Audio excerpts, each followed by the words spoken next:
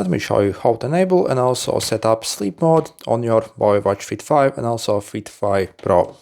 So to enable the sleep mode quickly, simply swipe down on your settings and you see you have this focus icon here. If you click, you have do not disturb mode and also sleep mode. If you tap on the text of the sleep mode, so you see you can actually quickly enable it here, and then the sleep mode is on.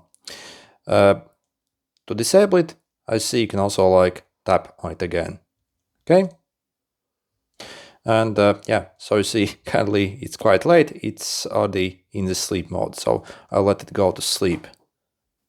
So in the sleep mode, if for example you touch your screen or also touch the button, so you see this is what it looks like. You can see your time, date, and also see if you have any alarms.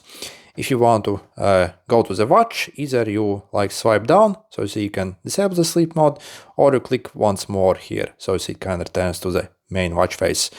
Also, if you go back here again, click on the sleep mode and click these two dots here instead. So you see, then you can also set up a schedule for it. So also you can set up multiple times as well.